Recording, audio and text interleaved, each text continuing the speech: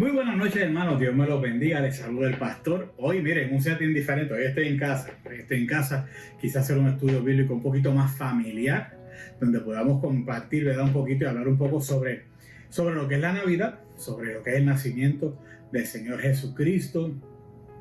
Y pues estamos a 2 días, ¿verdad?, de celebrar Navidad. Así que nos gozamos de esta época y quiero, ¿verdad?, de parte mía, de Carmencita y de las nenas, enviarles nuestros deseos de felicidad, nuestros deseos de paz, que usted pueda pasar este tiempo con su familia, disfrutarlo, sobre todas las cosas con su familia y pasar un tiempo hermoso, celebrando, ¿verdad?, el nacimiento de nuestro Señor Jesucristo. En la noche de hoy el tema es salvados por el Hijo de Dios, salvados por el Hijo de Dios. Y la idea central es la siguiente: Jesús vino a la tierra para rescatarnos. Jesús vino a la tierra para rescatarnos. Vamos a estar leyendo en Juan capítulo 1, los versos del 1 al 5 y luego vamos a leer los versos del 9 al 14. Pero antes de continuar, recuerde, si está en Facebook, dele like, dele compartir y deje sus comentarios en el chat. Si está en YouTube, pues mire, bien sencillo. Vaya al botoncito que dice compartir, copie el enlace, envíeselo a todos sus amigos, deje sus comentarios en el chat, suscríbase a nuestro canal y toque la campanita para que siga recibiendo todas las notificaciones de todo el contenido que vamos subiendo de parte de nuestra iglesia para ustedes. Salvados por el Hijo de Dios. La idea central: Jesús vino a la tierra para rescatarnos. Y vamos a leer Juan capítulo 1, los versos del 1 al 5, y luego de eso vamos a leer del 9 al 14. Vaya conmigo rapidito a la palabra. Estoy leyendo en Nueva Versión Internacional y dice así la palabra del Señor. En el principio ya existía el Verbo, y el Verbo estaba con Dios, y el Verbo era Dios. Él estaba con Dios en el principio. Por medio de Él todas las cosas fueron creadas. Sin Él nada de lo creado llegó a existir. En Él estaba la vida, y la vida era la luz de la humanidad. Esta luz resplandece en las tinieblas, y las tinieblas no han podido extinguirlas. Vamos al verso 9 y leemos hasta el 14. Dice: esa luz verdadera, la que alumbra a todo ser humano, venía a este mundo. El que era la luz ya estaba en el mundo, y el mundo fue creado por medio de él, pero el mundo no les reconoció. Vino a lo que era suyo, pero los suyos no los recibieron. Mas a cuantos les recibieron, a los que creen en su nombre, les dio el derecho de ser hijos de Dios. Estos no nacen de la sangre, ni por deseos naturales, ni por voluntad humana, sino que nacen de Dios. Y el Verbo se hizo hombre y habitó entre nosotros, y hemos contemplado su gloria, la gloria que corresponde al Hijo unigénito del Padre, lleno de gracia, lleno de verdad, lleno de gracia y lleno de verdad. Poderosa palabra de nuestro Dios. Vamos a comenzar en la noche de hoy y tengo una primera pregunta para romper el hielo, como siempre hacemos. ¿Qué misión de rescate ha logrado atrapar tu atención? ¿Qué misión de rescate ha logrado atrapar tu atención? Cuando tú viste esa misión de rescate, tú dijiste: wow, eso está impresionante. Les voy a contar dos que yo he visto bien rapidito. Es este muchacho que se inventó una burbuja gigante de plástico, como un cilindro, y él pretendía meterse ahí adentro e ir caminando desde la Florida hasta Cuba. Loco por demás, ¿verdad? Parecía como un hámster cuando estaba dentro de la ruedita dando vueltas. Y este hombre se metió y empezó a caminar, y iba ahí con sus manos y la cosa, y dando vueltas, y la cosa esa iba dando vueltas. Pero al cabo de un tiempo, las olas, el calor del día, aquella cosa empezó a desinflarse, y tuvo que venir la Guardia Costanera, rescatarlo, porque si no se muere allí mismo, se iba a deshidratar también, ¿verdad? Eran muchas horas, eso no se cruza en 15 minutos, hermano, eso era un montón de horas. Y entonces este hombre, con esa locura, ¿verdad?, tuvieron que ir a rescatarlo. Me llama la atención también, y les voy a poner un pedacito de un videito en un momento. ¿Se acuerdan hace unos años atrás los mineros que quedaron atrapados? No recuerdo si fue en el Perú o dónde fue. Y miren, hermanos, cómo desde la tierra abrieron un hoyo que llegó hasta donde estos hombres estaban, y con una cápsula empezaron a sacarlos uno a uno hasta, ¿verdad?, hasta la tierra, en la parte de arriba. Para mí fue impresionante ver todo el proceso, cómo montaron la máquina, la cápsula, probar esa cápsula que no se encajara en medio del camino. O sea, fue una cosa impresionante. Para mí fue algo sumamente impresionante. Y vamos a ver un pedacito para que ustedes, los que no lo han visto, puedan verlo bien cortito, bien rapidito, para que puedan ver cómo la cápsula baja y recoge a estos hombres y los lleva hasta la parte de arriba. Vamos a verlo.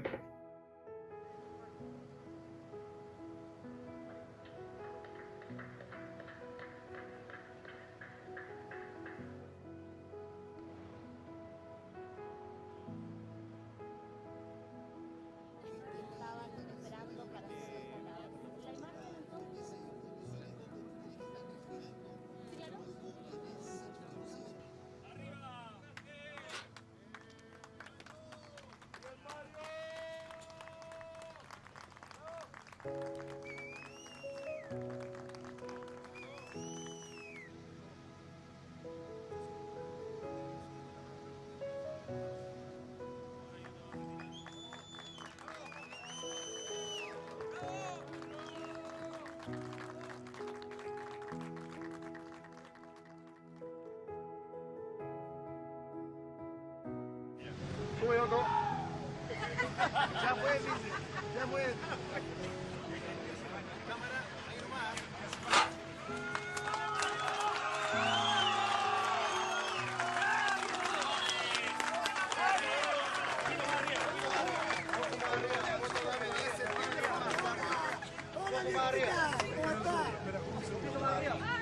Stop.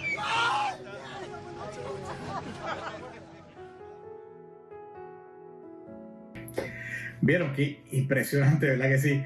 Cómo fueron metiendo acá y los sacaron a todos, los lograron sacar a todos. Entonces la cosa es que el primero que bajó, que era uno de los rescatistas, se queda entonces abajo para darle instrucciones a los que van a ir subiendo. Y luego que todos suben, entonces él es el último que sube. Piense por un momento si se dañaba la máquina mientras él está allá abajo, entonces él era el que se iba a quedar atrapado. Para mí era una cosa. O pensar que tú vas dentro de esa cápsula y de momento la cápsula se encaje a mitad de camino.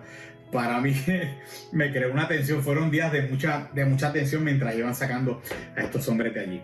¿Qué misión de rescate ha logrado atrapar tu atención? Déjenme sus comentarios ahí en el chat, porque de verdad, definitivamente los queremos leer y queremos ir viéndolos. Vamos entonces a ir mirando, ¿verdad? Ya leímos la palabra. ¿Cómo aplicamos lo que vamos a ver hoy? ¿Cómo lo aplicamos? ¿Ha leído usted alguna vez estas cosas que uno compra y dice para armar? Y usted pensó que eso venía ya ready, listo, y de momento usted dice, ok, tengo que armar esto. Y a muchos de nosotros nos produce terror estas palabras. Por ejemplo, quizás usted haya vivido la terrible situación y la terrible experiencia, a mí me ha pasado en varias ocasiones, de terminar de armar algún mueble y de momento cuando tú terminas tú dices, wow, quedó chévere, y miras a la caja y quedan 4 tornillos, 6 tuercas y 5 arandelas, y tú dices, ajá, ¿y ahora dónde iban esas piezas? Y usted se queda como que, ¿qué voy a hacer, verdad? No sé si usted la ha pasado, pero a mí me ha pasado un par de veces. Esta mesa yo fui quien la armé, ¿verdad? Gracias a Dios, pues quedó bien. No me sobraron tuercas ni me sobraron tornillos. Pero en otras ocasiones me ha pasado. Entonces uno dice, ¿qué hago? Vuelvo y desarmo todo. ¿Dónde iban esas piezas? ¿Cuál es el propósito? ¿Dónde salieron? ¿Dónde salió? Si yo seguí las instrucciones, ¿de dónde salió esto? ¿Dónde va a encajar ahora? Entonces yo no puedo desarmarlo todo para ver dónde es que va a encajar. Entonces se queda uno con esa duda. Y miren, lo traigo porque no siempre es fácil descubrir el propósito de una cosa. Y vamos a ir un poquito más allá de una pieza, de una mesa, de un mueble, de un árbol de Navidad. Vamos a ir un poquito más allá. A lo mejor nosotros nos hemos hecho esa importante pregunta, ¿verdad? Con respecto a nosotros mismos. ¿Para qué estoy en este mundo? ¿Para qué Dios me tiene en esta tierra? Jesús, en su humanidad, fue una persona que nunca tuvo dudas acerca de su propósito. Nunca. Jesús supo a lo que él vino. El apóstol Juan comienza su relato de la vida del Señor asegurándose de que sus lectores entendieran que, ¿verdad?, con toda claridad cuál era el propósito de Jesús. De hecho, y voy a hacer una salvedad aquí porque fíjense qué interesante, los únicos que narran el nacimiento de Jesús son Mateo y Lucas. Marcos no lo narra. Mateo y Lucas, ¿verdad?, son los únicos evangelios donde se narra el nacimiento de Jesús. Juan, sin embargo, nos narra el propósito por el que Jesús vino. que es importante porque entonces tenemos dos narrativas de qué pasó, los magos de Oriente, los pastores, los ángeles cantando, la gente que vino, el mesón, todas esas cosas, y podemos entenderlo ahí, ¿verdad? Pero Juan se enfoca en qué fue lo que Jesucristo vino a hacer, cuál fue la misión de Jesús aquí en la tierra. Y podríamos utilizar, hermanos, muchos términos teológicos bien profundos, pero se lo voy a decir de una forma bien simple y bien sencilla. Jesús vino para rescatarnos. Él vino para rescatarnos. Y mire el contexto. El prólogo del Evangelio de Juan lo que hace es presentarnos a Jesucristo, no solo como el verbo de Dios eterno y preexistente, sino como ese verbo encarnado, Dios hecho hombre. El apóstol Juan da testimonio de que él fue testigo junto a otra gente, junto a otras personas, fueron testigos oculares de ver al Hijo de Dios encarnado, ¿ok? Que reveló a Dios el Padre, los milagros que hizo, todas las cosas, que concretó la salvación para quienes creen en él. Y Juan fue testigo de todas estas cosas y nos lo narra ahí en su evangelio. Ese es el contexto de lo que vamos a estar viendo hoy. Y hay dos definiciones que quiero ver. Luego de eso vamos a orar y comenzamos de lleno con el estudio bíblico. Número uno, verbo. En el primer siglo, los judíos usaban la palabra logos para referirse a la palabra que Dios daba con autoridad. Cuando Dios habla en Génesis, esos logos. Y él hablaba y decía, sea la luz, y había autoridad en sus palabras y se creaban las cosas. Especialmente, ¿verdad?, allá en el Antiguo Testamento. Pero para los filósofos griegos, la palabra logos era el principio que guiaba el orden del mundo. Un mundo que está desordenado, logos viene y comienza a ordenar ese mundo que está desordenado. Y es interesante porque entonces Juan aquí lo que está usando es ese término logos para referirse a Jesús, pues como el que trajo el poder y la autoridad de Dios y que hablaba y las cosas pasaban y le decía a los demonios sal fuera y tenían que salir huyendo, y le decía a la gente se sanan y se sanaban, ¿verdad? Tenía ese poder y esa autoridad, pero también fue el que vino a traer orden, vino a traer la luz a quienes estaban en tinieblas del pecado y que estaban separados totalmente de Dios por el pecado en el que vivían. Por otro lado, hay una palabra que me llama la atención y quiero que la miremos porque habla de lo suyo. Jesús vino a hacer lo suyo. Y es importante que entendamos esto porque el texto no tiene ese. Mucha gente lo predica y dice, Jesús a los suyos vino y los suyos no lo recibieron. Y no es así como lo dice en la palabra. Cuando usted lo lee, no tiene una S. Dice, él vino a lo suyo. O sea, él vino a hacer una tarea. Jesús sabía lo que venía. Él tenía un trabajo que realizar. Él vino a eso. Él no vino a hacer otra cosa, a salvar al mundo. Él vino a lo suyo. Lamentablemente, los suyos pues no recibieron lo que él vino a hacer. Pero no es que él vino a los suyos, porque decir eso es decir entonces que Jesús solamente vino para la gente de su pueblo. Pues porque Jesús nació de María, una madre judía, que estaba casada con José, que era del linaje, ¿verdad?, que incluía hombres de la fe como Abraham, el rey David, Josías. Pero Jesús vino como Mesías. Él vino a lo suyo, a salvar al mundo, a rescatar este mundo. Él vino a eso. Tristemente, pues su gente, ¿verdad?, no lo recibió y no lo entendió de esa manera. Vamos a orar y entramos de lleno entonces al texto en la noche de hoy. Padre, te damos gracias, bendecimos tu nombre en esta noche, te exaltamos porque tú eres bueno y eres maravilloso. Reafirmamos en esta noche el valor de esa misión de rescate que Jesús trajo para este mundo. Y te pedimos, Dios, que en las próximas semanas, los próximos días, tu Espíritu Santo nos capacite, nos dé el poder para unirnos a esa misión. Y que así como Cristo vino a salvar al mundo, nosotros podamos ser agentes de salvación. Donde quiera que vayamos, podamos llevar ese mensaje y rescatar a las almas que se están perdiendo en este mundo. Que nos unamos a esa misión, Señor. Gracias por tu palabra. Háblanos, queremos escucharte. Abrimos nuestro corazón, nuestra mente, nuestro espíritu para recibir lo que tú tienes para nosotros en la noche de hoy. Gracias te damos, Padre, en el nombre de Jesús. Amén y amén. Bueno, vamos a los primeros 5 versos. Juan 1, del 1 al 5. En los primeros 2 versos, yo no sé si usted recuerda otro momento en la escritura donde dice en el principio. ¿Se acuerda? Génesis 1:1, ¿verdad? Dice, en el principio creó Dios los cielos y la tierra. Y aquí Juan está utilizando, y yo creo que es obvio que Juan deseaba que sus lectores se relacionaran, conectaran lo que él estaba a punto de decir con la creación del mundo. O sea, que hicieran una conexión, una cosa con la otra. Porque en el relato de Génesis leemos que Dios hizo que todo existiera mediante el poder y la sencilla autoridad de su palabra, Logos. Y aquí Juan entonces se refiere a Logos, al verbo, en el comienzo de su evangelio, y lo está relacionando al relato de Génesis, ¿verdad? Con su propio relato. Él está haciendo una conexión ahí. Y Juan usa esta palabra para referirse a Jesús como aquel que trajo tanto poder como la luz de Dios a quienes estaban en tinieblas por la separación de Dios por el pecado. Lo hablamos ahorita.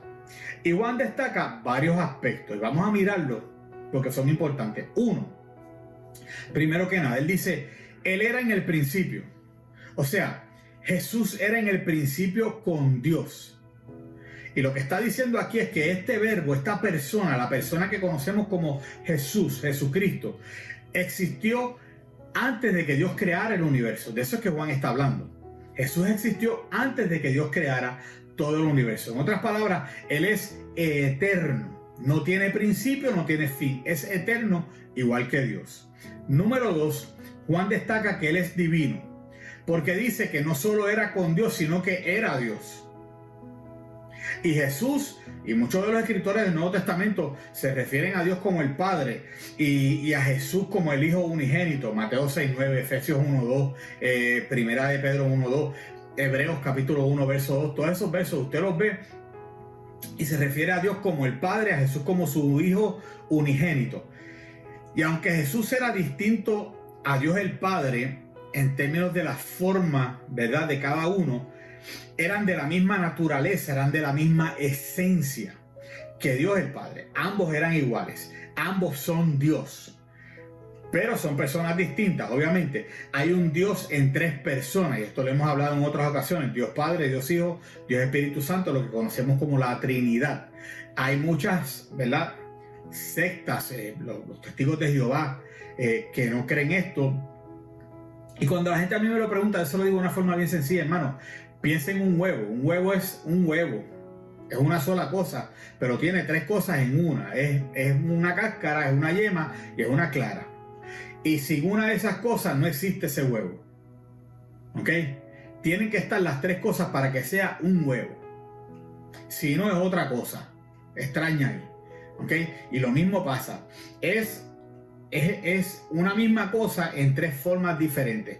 Dios el Padre, creador del universo, ¿verdad?, que es Espíritu, Jesucristo, que es Dios encarnado, Dios hecho hombre, 100% Dios, 100% hombre, y su Espíritu Santo, ¿verdad?, que también es Espíritu y que cada uno tiene, ¿verdad?, sus funciones y tienen la forma de obrar. Jesucristo vino al mundo a morir en la cruz del Calvario, a hacerse humano como nosotros. El Espíritu de Dios que habita en nosotros y nos guía, nos enseña, y pues en otro momento podemos seguir trabajando con lo que es la Trinidad. Simplemente quiero destacar que Juan aquí está haciendo la salvedad de que Dios, Jesucristo, era divino, era uno mismo con el Padre, uno mismo con el Padre.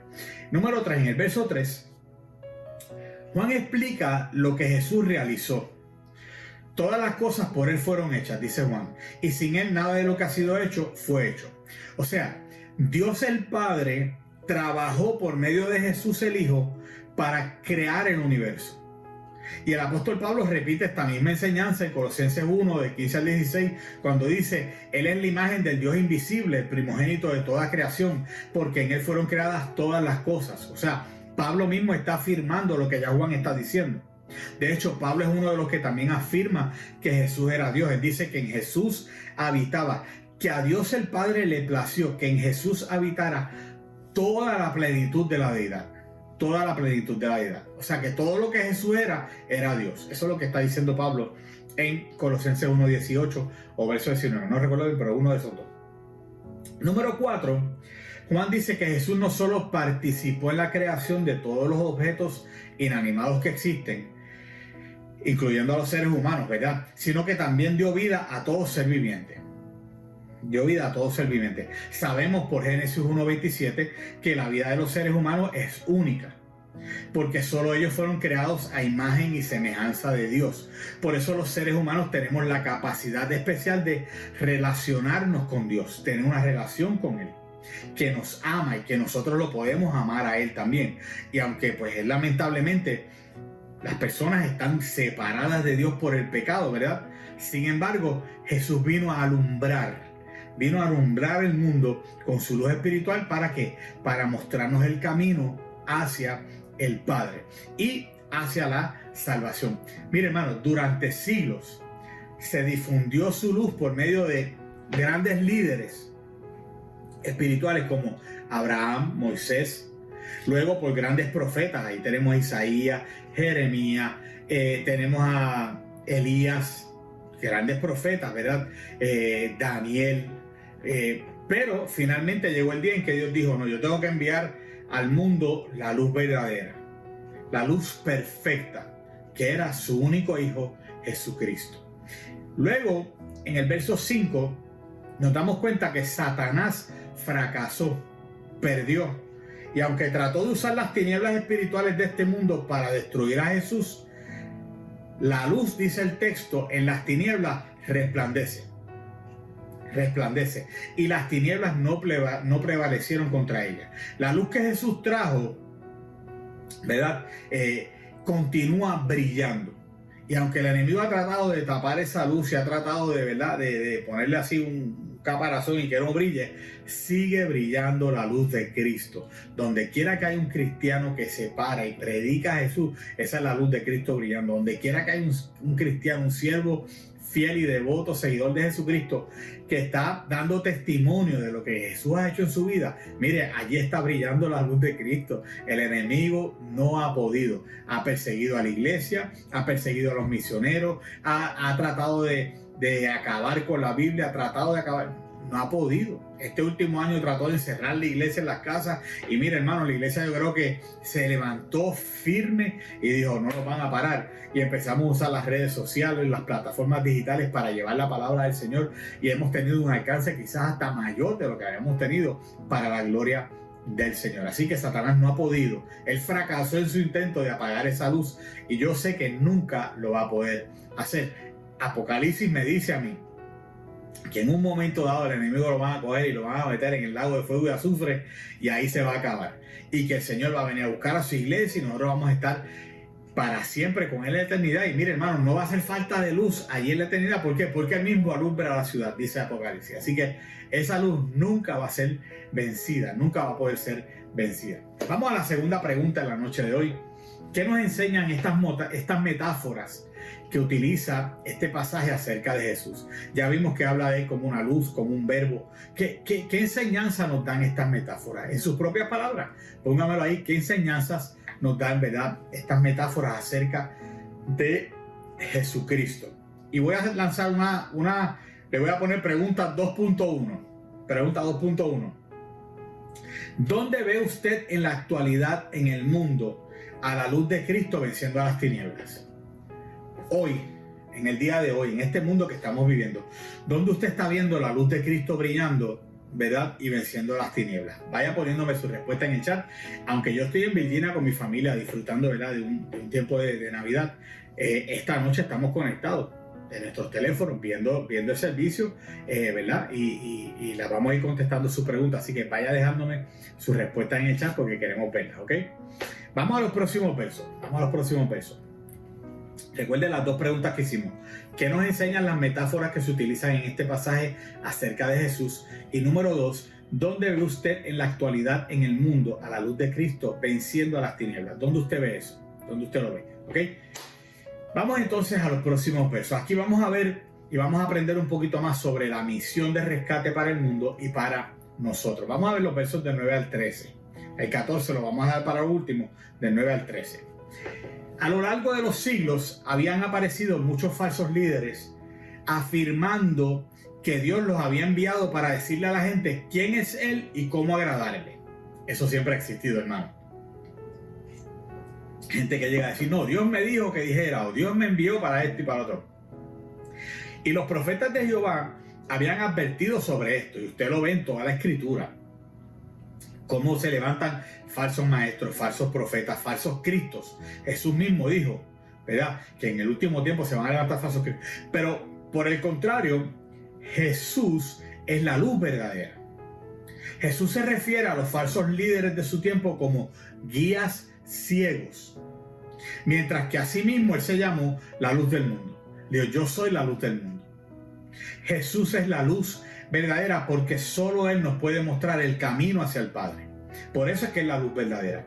Y en el verso 10 y 11, pues para celebrar la llegada de Jesús, pues mire hermano, y lo hemos visto, ¿verdad? Y si usted no ha visto estos mensajes, vaya a varios mensajes para atrás. Estuvimos 6 semanas hablando de las profecías que hablaban del nacimiento de Jesús. Todas las profecías que hablaron de lo que iba a pasar en la vida de Jesús. Miren, no hubo banquetes, no hubo honores. De hecho, el texto dice que no lo conocieron. Punto. El mundo no lo conoció. Él vino al mundo y trajo su luz, pero el mundo no lo conoció. Y usted sabe, ¿verdad? Jesús llega con María, llega con José, ya está a punto de parir, llegan al mesón. Y pues como toda la gente había venido para el censo, no había espacio allí. Y a veces cogemos a este hombre del mesón y lo crucificamos y decimos, que le cerró las puertas a Jesús, que no le cierres tu corazón a Jesús porque Él quiere entrar en tu corazón. Mire hermano, no fue que Él no quiso darle alojamiento, es que no había espacio. Y si no hay espacio, pues no hay espacio, es lo que dice la palabra, ¿verdad? No había espacio en el mesón, pero Él les dijo, mira, aquí atrás hay un pesebre, hay una granjita ahí, donde están y era como una cueva, ¿verdad? No es como los pesebres que vemos hoy en día. Váyanse allí y alójense allí en aquella esquina, porque no tengo espacio aquí en el mesón. Cuando usted va a un hotel y el hotel está lleno, ¿qué le dicen? We are sold out. Esto está lleno hasta el último, no le puedo rentar un cuarto. Pues lo mismo le pasó a Jesucristo. Y pues, aunque muchos se beneficiarían de su misericordia y su poder, cuando Él los sanaba, cuando los alimentaba, cuando les enseñaba, la mayoría solo lo consideraba un gran profeta, un muchacho buena gente, pero no como el divino Hijo de Dios. Tristemente, ni siquiera los suyos lo recibieron, dice el texto. Y ya les aclaré, ¿verdad? Dice que Él vino a lo suyo, Él vino a hacer lo que le tocaba hacer, a rescatar al mundo. Pero los suyos no lo recibieron. No entendieron cuál era la misión de Jesús. Incluso la gente de Nazaret, que era su ciudad, solamente creían que Él era el carpintero, hijo de María. Y lo leemos en varios de los textos, ¿verdad? Dice, este no es el carpintero, hijo de María, y no están sus hermanos por aquí con nosotros.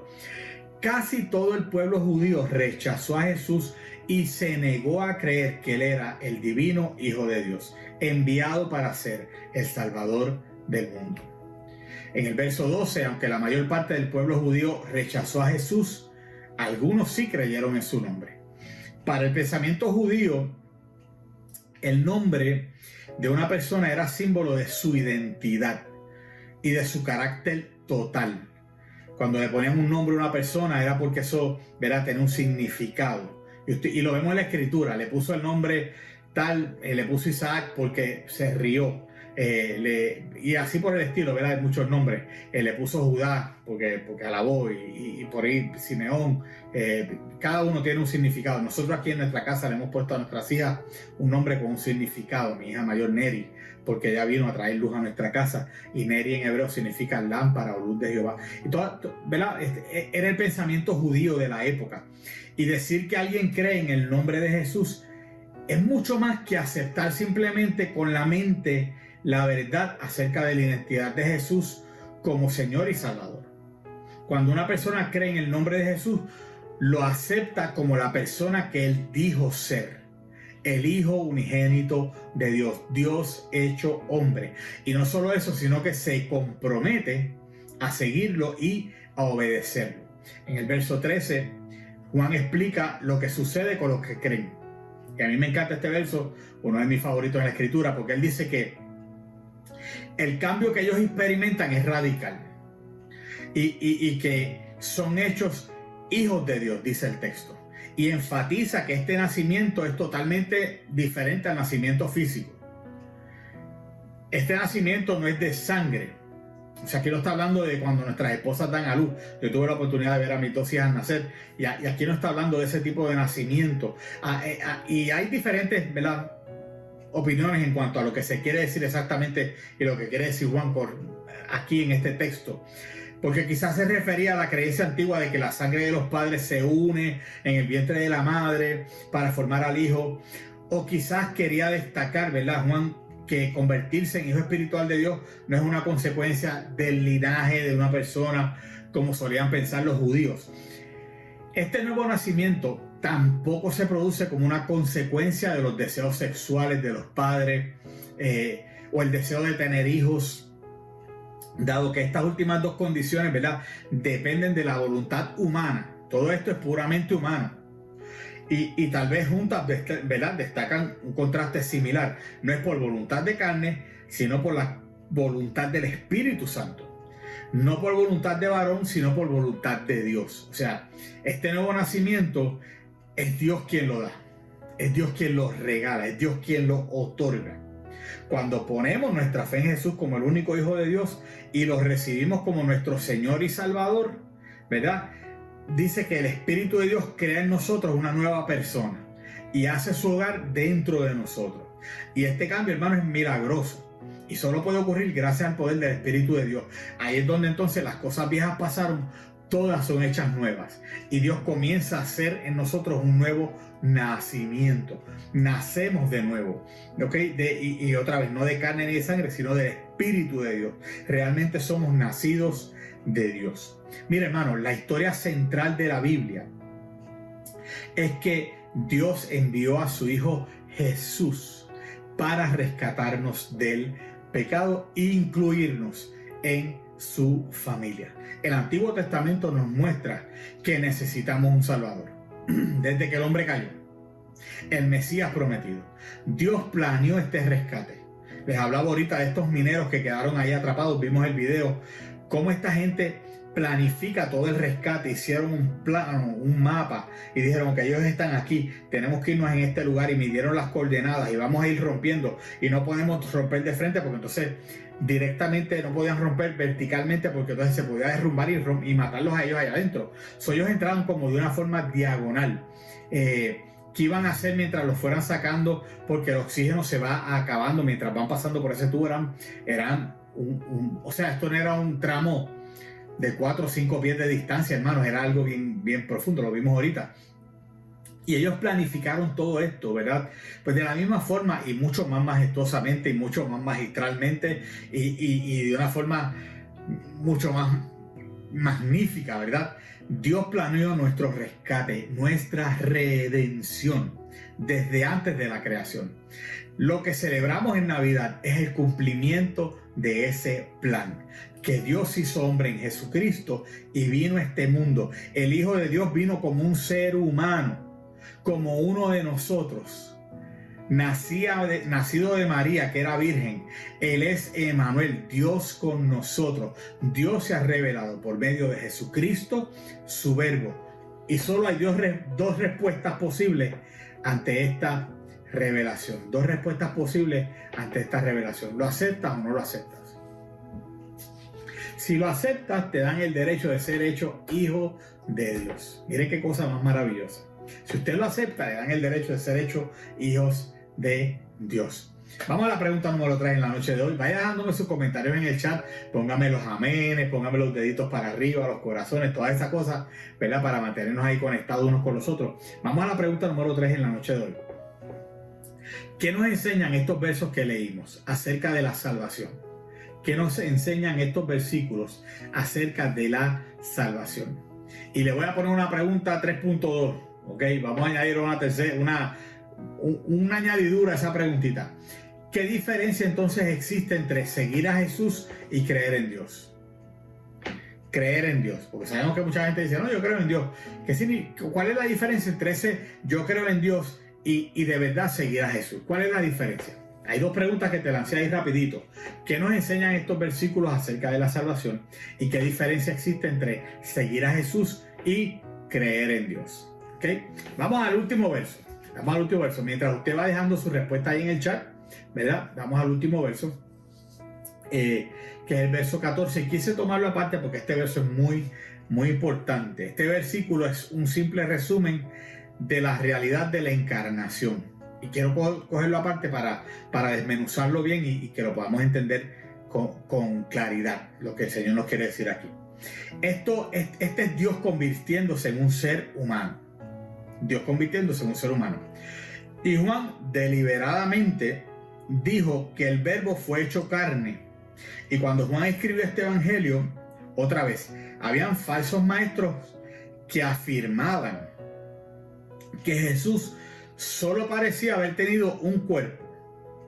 Solo un hombre y ya. Un hombre común y corriente. Y estos falsos maestros decían que toda materia es mala y que un ser inferior a Dios la había creado. Entonces ellos no creían que Dios podía, que Jesús era Dios hecho hombre. ¿Ok? Por tanto, suponían que realmente Jesús no podía haber existido en un cuerpo, sino que solo aparentaba tener uno. Esto es medio extraño, lo que la gente pensaba en aquel tiempo. Era una cosa como que después de ver todos los milagros que Jesús hizo, después de ver todo lo que Jesús dijo, después de ver las afirmaciones, mire, hermano, cómo estos hombres no podían entender y creer lo que Dios estaba haciendo por el mundo que estaba en tinieblas. Es una cosa increíble.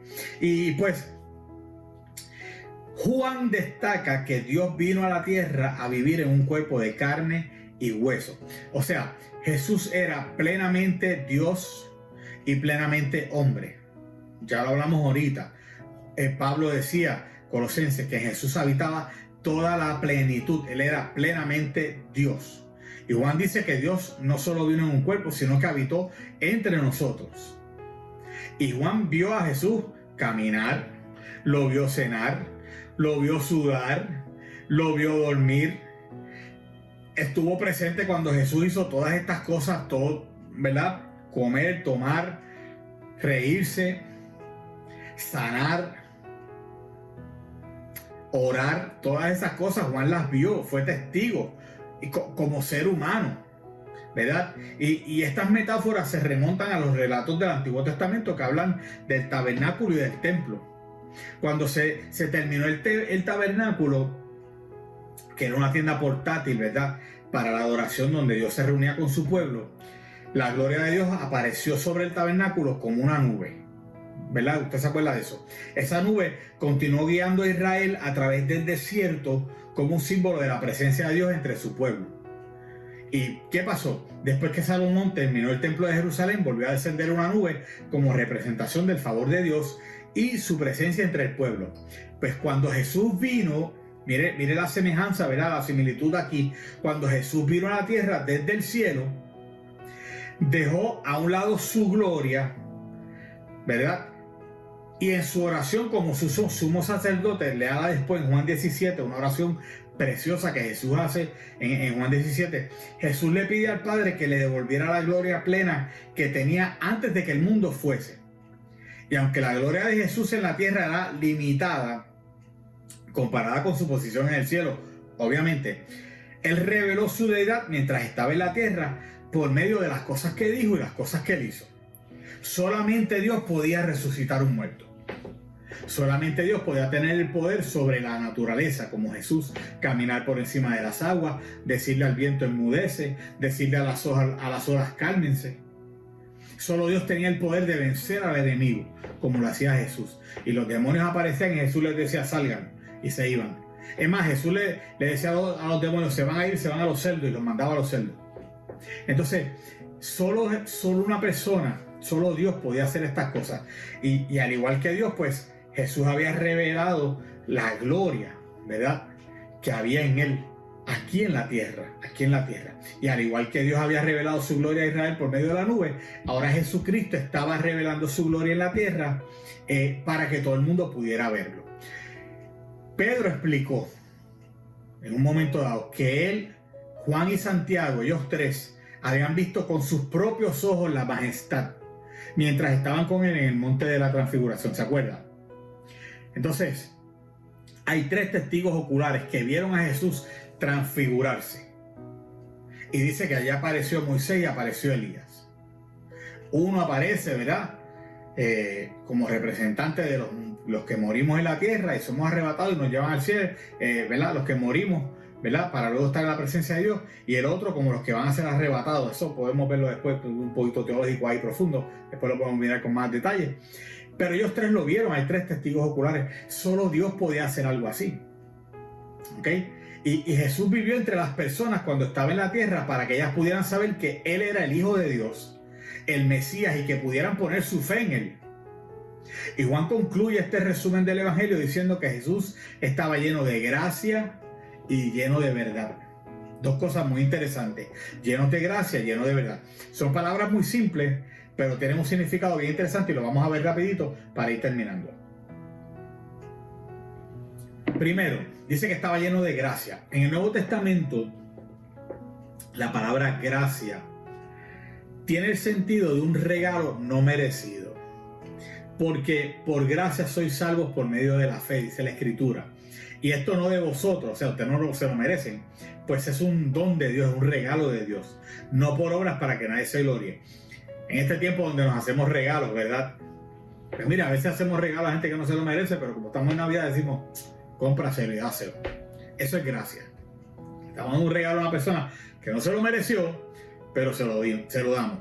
No merecemos el regalo que Dios nos dio, porque somos pecadores. Cristo y la salvación no lo merecemos, pero, y la realidad es esta: nunca podremos ser suficientemente buenos para ganarnos el derecho de ser hechos, ¿verdad?, hijos de Dios. Nunca vamos a poder hacerlo, pero por gracia Dios nos otorga la salvación y nos otorga la vida eterna. Y la segunda palabra que habla es la palabra verdad. ¿Cómo puede alguien tomar siempre buenas decisiones, las que mejor respondan a sus intereses? ¿Cómo lo puede hacer? Pues mire, la única forma de hacerlo es poder ver la realidad con claridad. Ver la realidad con claridad. Lo que en verdad necesitamos es tener certeza, claridad acerca de lo que es real y es verdadero. Aquello por lo cual vale la pena morir. Cuando usted tiene los puntos claros, si usted está bien definido y usted sabe lo que es la verdad, usted puede tomar unas decisiones. ¿Okay? Cuando usted leyó un job description y usted vio cuánto le van a pagar y está todo ahí en blanco y negro, usted sabe que eso que está ahí es verdad y que usted lo va a hacer, que se lo van a cumplir, pero usted dice, pues yo quiero tomar ese trabajo, y usted toma una decisión. Cuando usted ve que el amor que le están profesando es un amor verdadero, no de la boca para afuera, no es un amor con intereses, usted establece una relación de noviazgo, de matrimonio, y toma una decisión porque usted vio con claridad la verdad que había detrás de todo. Pues mire, hermano, encontramos esto, nosotros encontramos la verdad mirando a Jesús, porque Él es la verdad. Él es más que un portador de la verdad. Él es más que un portador de la suprema realidad. Él es la verdad. Es por esto que el Verbo fue hecho carne, para permitirnos conocer la gracia y la verdad que nos dan la libertad. La palabra dice que conoceréis la verdad y la verdad los hará libres. Cuando conocemos a Jesús encontramos libertad, porque Él es la verdad y Él nos hace libres. Pregunta número 4 en la noche de hoy: ¿de qué manera la vida terrenal de Jesús reveló la gloria de Dios? ¿De qué manera la vida terrenal de Jesús reveló la gloria de Dios? Y ¿sabes qué? Tenemos la pregunta 4.2 en la noche de hoy. Hoy tengo muchas preguntas para ustedes, pero es que quiero que usted, ¿verdad?, comente ahí en el chat con nosotros. ¿Cómo podemos reflejar la gloria de Dios? La primera es: ¿de qué manera la vida terrenal de Jesús reveló la gloria de Dios? Y la segunda va con nosotros: ¿cómo nosotros entonces podemos revelar la gloria de Dios? Otra vez, durante su vida terrenal en la tierra, valga la redundancia, ¿verdad? Durante su vida terrenal, la verdad de Jesús no minimizó su gracia, ni su gracia redujo su verdad. Ambas estaban ahí. Él estaba lleno de gracia y estaba lleno de verdad. Debemos seguir el ejemplo de Jesucristo, hermanos. Quienes hemos experimentado la gracia de Dios, debemos ser personas de la verdad. Y quienes creemos en la verdad de Dios, debemos actuar cada vez con mayor gracia. Necesitamos tanto claridad, honestidad, verdad. Y muchas veces elegimos una y excluimos la otra. Y no, hermano, Cristo nunca hizo eso. Entonces, nosotros tenemos que ser como Jesús, vivir en la verdad y a la misma vez mostrar gracia. Pablo escribió: siguiendo la verdad en amor, crezcamos en todo aquel que es la cabeza, esto es Cristo. Pregunta número 5 en la noche de hoy. Sé que le he dado muchas preguntas y he estado, mire, ahí a las millas, pero quiero que usted vaya comentando, ¿verdad? Y dejando su comentario en el chat. Y esta no tiene 5.2, esta es la 5 solamente. Dice, ¿cuál es el siguiente paso que tú darás? Estoy hablando a ti hoy. ¿Cuál es el siguiente paso que tú vas a dar para sumarte a Jesús en su misión de rescate? Ya vimos que Él vino a rescatar al mundo. Y ya Él realizó su obra, a lo suyo vino. Ya Él hizo lo que tenía que hacer. Ahora a nosotros nos toca sumarnos a esa misión. ¿Cuál es el siguiente paso que tú vas a dar para sumarte en esa misión de rescatar al mundo? Recuerda que esa es la idea central. Jesús vino a la tierra a rescatarnos, pero nosotros también tenemos una misión, que es ir y llevar su palabra para lograr rescatar a aquellos que están perdidos. Vamos a poner esto en práctica en la noche de hoy. Número uno, ten en cuenta el impacto. Haga una lista de las diversas formas en las que la venida de Cristo a la tierra influye en su vida actual. Haga una lista y dele gracias a Dios por dejar el cielo, a Jesucristo, dele gracias por dejar el cielo y por hacerse carne, por dar su vida para que usted pudiera ser adoptado y pasar a formar parte de la familia de Jesús. Tenga en cuenta el impacto. Nunca se olvide que costó un Cristo nuestra salvación. Nunca se olvide que Él vino a rescatarnos, que dejó su trono, su corona, su gloria, para venir a Belén a nacer y darnos la vida eterna. Número 2, muestre la gracia. Muestre la gracia. Mire, hermano, el mundo está cansado ya del odio. El mundo está cansado ya de tanta intolerancia, de tanta ira, de tanta violencia. Muestre gracia. Muestre gracia. Busque oportunidades para tratar con gracia a la gente que le rodea. Represente bien a Jesucristo en su forma de relacionarse con los demás. Y número 3, hable la verdad.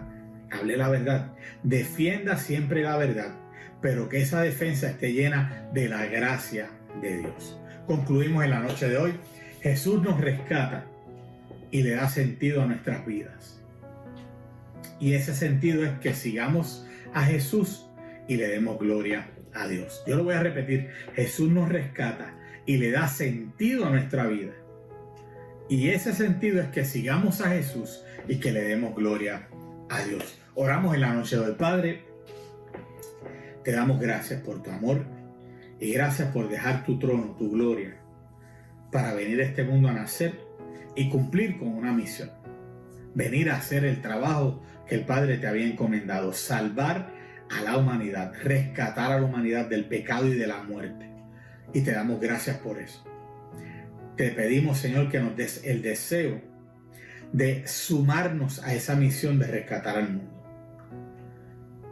Te pedimos, Dios, que tu Espíritu Santo abra nuestros ojos, los ojos de cada uno de los miembros de nuestra iglesia, de los que nos están viendo a través del internet.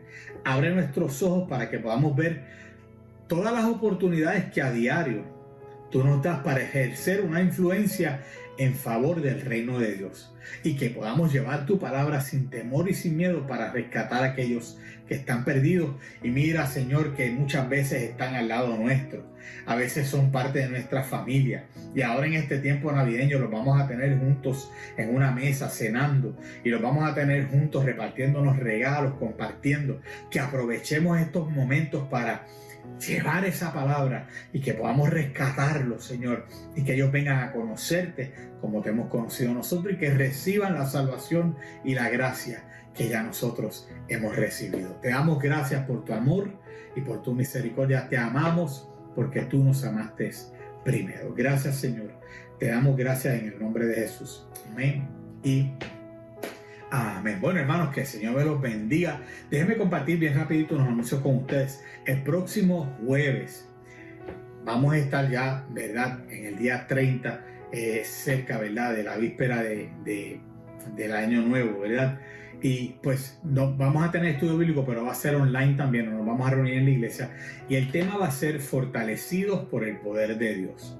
Definitivamente necesitamos ese poder que viene del Espíritu de Dios para enfrentar y realizar la voluntad de Dios en este nuevo año 2022 que ya viene por ahí. Así que Solo va a ser online, pero yo quiero que usted se conecte y vea este servicio. Y no solo eso, compártalo con otras personas, porque vamos a hablar de ese poder que nos va a fortalecer para poder enfrentar este nuevo año. Mire, que va a venir con retos y va a venir con sus desafíos, pero nosotros en el nombre de Jesús y fortalecidos por el poder de Dios lo vamos a poder enfrentar y lo vamos a vencer en el nombre poderoso de Cristo Jesús. El domingo nos reunimos en el templo, tenemos nuestra festividad de Navidad.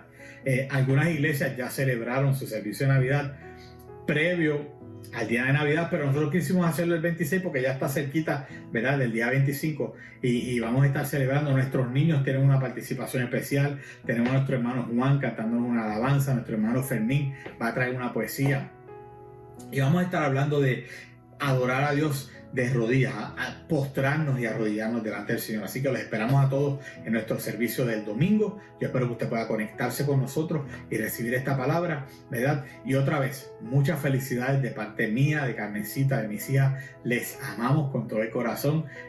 Nuestra vida sin ustedes no es la misma, así que les amamos y esperamos verlos el domingo y juntos compartir la alegría de la Navidad. Que Dios me los bendiga, que Jehová te bendiga y te guarde, que Jehová haga resplandecer su rostro sobre ti, que Jehová tenga de ti misericordia, que Jehová alce su rostro sobre ti, ponga en ti su paz, que tengas una feliz Navidad, un próspero año nuevo y que la paz de Dios esté contigo hoy y siempre. Muchas bendiciones.